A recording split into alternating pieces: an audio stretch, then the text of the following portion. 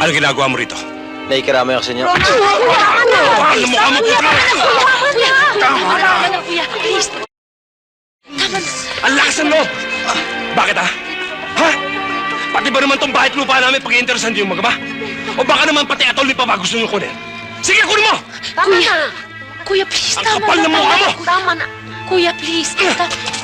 Ronald! Kung mamari, maayos ang lahat ng ito, hindi ba?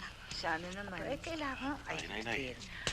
Kung hindi kailangan mong magkakaroon ng malaking Oo. Isa sa pinakamahusay mga buyer sa lugar na ito. Yun ang isa pa. At Hindi ba kaklase mo siya? Excuse me, ho. kung hindi So, itong juice, ho. magkakaroon ng kaayusan, Oo. talagang magiging gulo ang takbo ng mga pangyayari. Oo, talaga. Totoo yan. oo. Pero wala namang gulo na hindi maayos. Totoo yan, no? Kailangan dahil lang sa magandang pag-uusap. Kahit ano, makapag-uusap yan.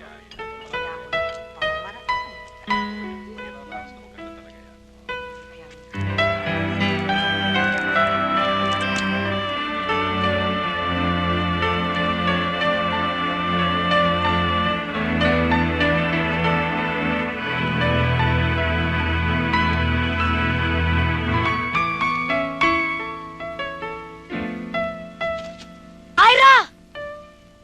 Edwin, halika!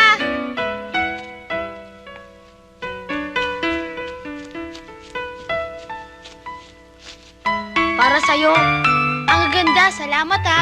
Kinuha ko yan sa bakura namin para sa'yo. Ira, ano ba? Halika na! Naku, si Kuya Ronald, aalis ka na? Punta na kami sa Maynila. Di na ba kita makakita ulit? Babalik kami dito pag bakasyon na namin. Ito, remembrance. Sige ah.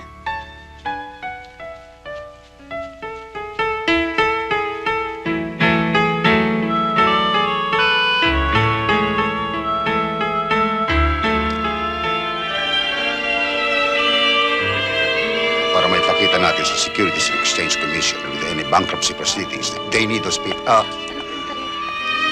Ano ginagawa mo rito? Nakikiramay ako sa inyo. Ano mo ka Tama na, kuya. Please. Tama na. Ang lakas ng loob! Bakit ha? Pati ba naman tong bahay at lupa namin pag-iinteresan niyo yung magama? O baka naman pati atol ni Papa gusto niyo kunin? Sige, kunin mo! Tama na. Kuya, please. Ang Tama kapal na. ng mukha mo! Tama na. Kuya, please. Ronald!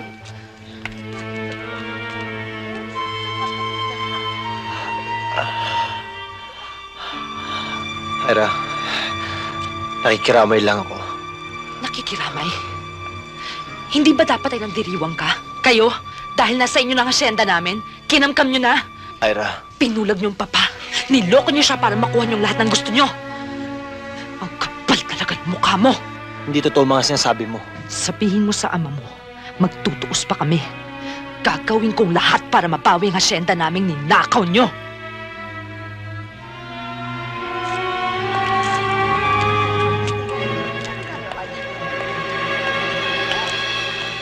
Bering!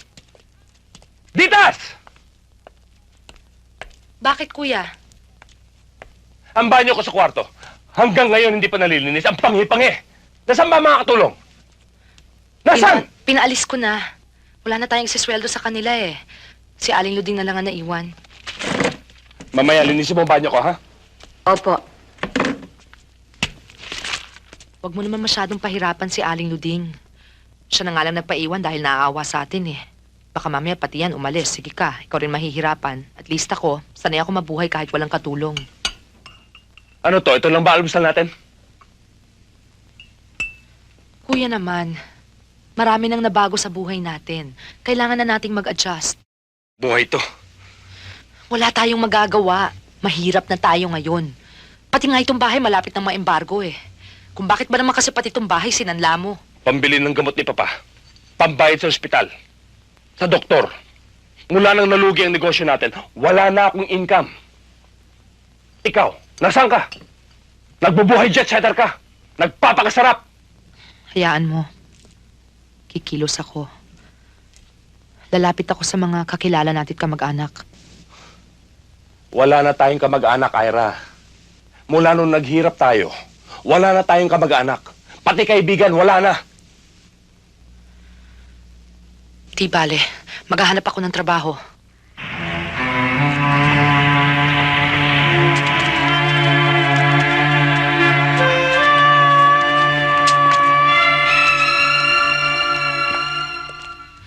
Excuse me. I have an appointment with Mr. Nieto. Miss Ira Noche? Yes. Yeah, he's waiting for you inside. Thank you. Okay. Yes. Come in. Mr. Armando Nieto. Yes. Good morning, sir. Good morning. And you're Miss Ira Noche? Yes, sir. Please sit down. Thank you. Make yourself comfortable. Kanina pa kita hinihintay. Dinala mo yung portfolio mo? Oh, nandito pong lahat. Thank you.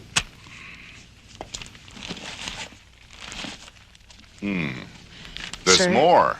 Great. The slides. I must see this. Saan ka kumuha ng photography? Actually, sir, wala ho akong formal studies. Although I attended some workshops in photography when I was in Europe. Mostly in Paris and a summer workshop in Rome. Aside from photography, what else would you like to do in an advertising company like Bead? I would like to try layout, sir. Very good. Well, congratulations. Welcome to Bead. Thank you. Thank you, Glad sir. to have you. Thank you. Binigyan siya ng extension ng bangko, Edwin, pero masyado na malaking accumulated interest. Ngayon, kung masyadong maliit ang kinikita ni Ira at palaki ng palaki ang interest ng pagkakautang nila at steady ang pagtaas nito, malamang maimbargo ang bahay at lupa nila. Ngayon, kung ibibenta naman nila ang ancestral house nila, wala rin mangyayari dahil kinuha na ng bangko ang interest at utang. At saka, boss, sino naman ang bibili ng bahay na nakalubog sa napakalaking pagkakautang? Kawawa naman sila, Ira.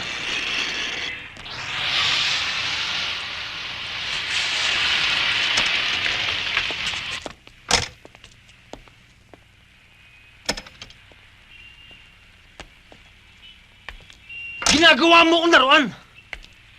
Hindi ako sa laruan ng makintab at magara at kailangan mo ipagparangalan at ipag-ingit-ingit sa mga kaibigan mo. Ano ka ba? It was just for fun. Yeah, fun. Just for kicks. I didn't mean to offend you. Well, I was offended. Lagi kang lang ganyan. Lagi mo akong pinaparada sa mga kakilala mo. And it worked. Didn't it? Dumami mga kakilala mo. Nadagdagan ang mga kliyente mo. Ang mga kliyente natin. Akala mo ba kung hindi dahil sa mga plastic parties na ganito mabebenta mga kabayo natin? Ang mga products ng asyenda mo? Hindi. Look, do you think kaya nagpapaparty ang mga mayayaman at dumadalo ang mga iniimbita ay just for the simple pleasure of it? Of course not. Business din yon, Edwin. That's where you meet people. And meeting people is the core of any business. So, if you want to be successful, kailangan mapansin ka. At para mapansin ka, kailangan mong pumarada. Kaya huwag ka magdamdam kapag pinaparada kita. Dahil yun ang simula ng tagumpay mo. Tagumpay natin.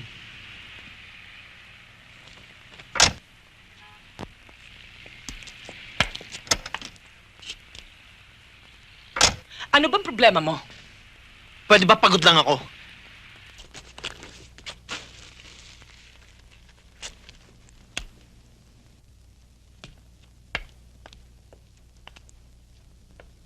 Overtime? Oo. Kailangan ko na itong tapusin. May presentation na kasi ako next week eh. Well, good luck. Sige, Ira, una na ako. Sige, good night.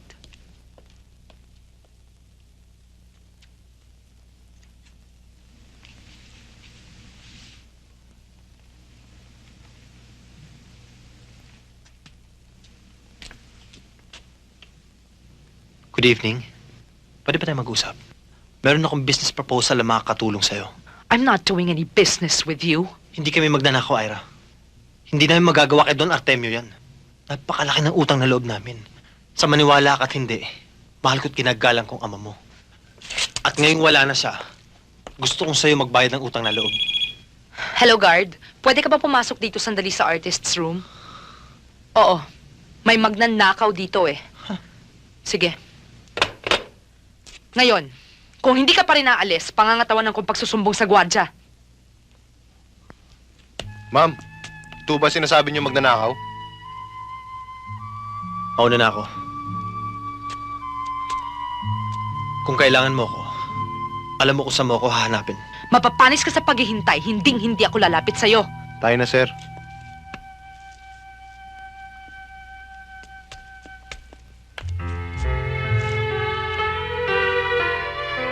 Para! Para makasabit na naman tayo. Meron yung tawag ba? Bilis pare. Teka. Uy!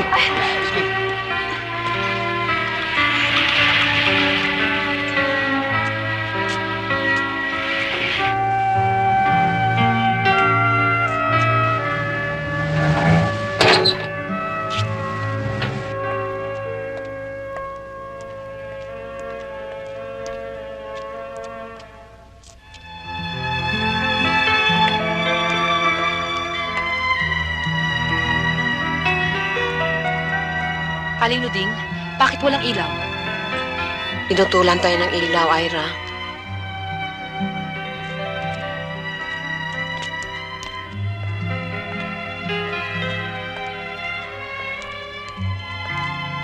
May nagpunta rito mga taga-bangko.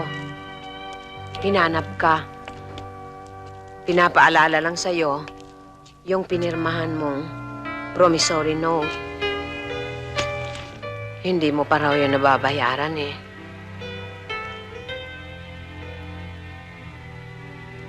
Ang Kuya Ronald. Hindi pa umuwi eh. Gusto mo nang kumain?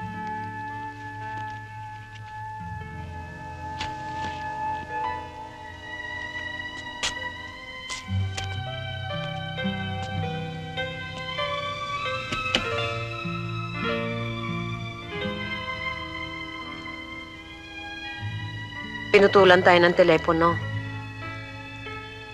3 buwan na raw hindi ka nakakabayad.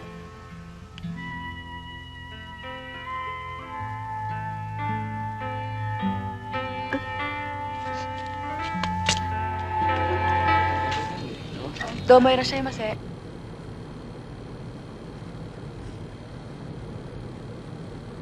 Excuse me. Do you have a reservation for Mr. Dags de Leon? Yes, ma'am. This way, please. Thank you. Irashaimase. Mr. Dags de Leon?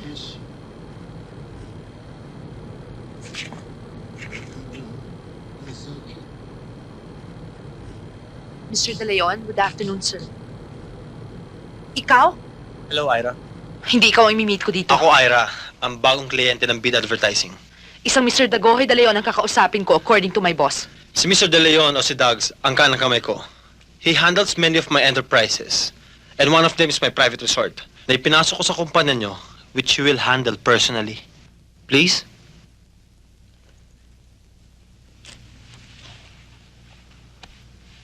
Masarap pang sushi nila dito. Excuse me. Thank you. I'll have sashimi.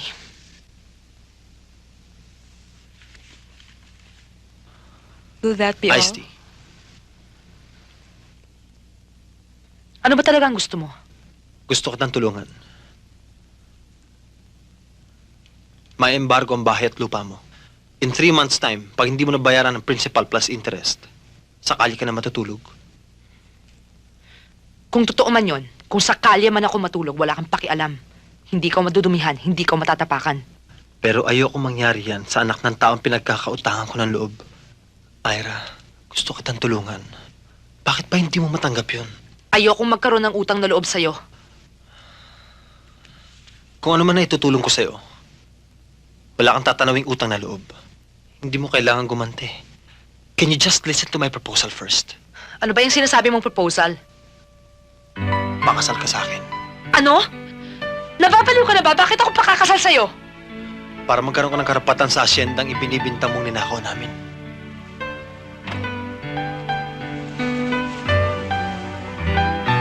Pag-asawa na kita, automatically 50% ng kinikita ng asyenda ay mapupunta sa'yo. At pag nagkataon, mababayaran mo ng inutang mo. at matutubos mo ng bahay at lupa mo. Nakakahiya talagang bulok mong pagkatao. Yayayain mo akong pakasal pagkatapos igigisa mo ako sa sariling mantika? I'm sorry, Mr. Edwin Torres, pero hindi ako pakakasal sa isang magnanakaw na katulad mo!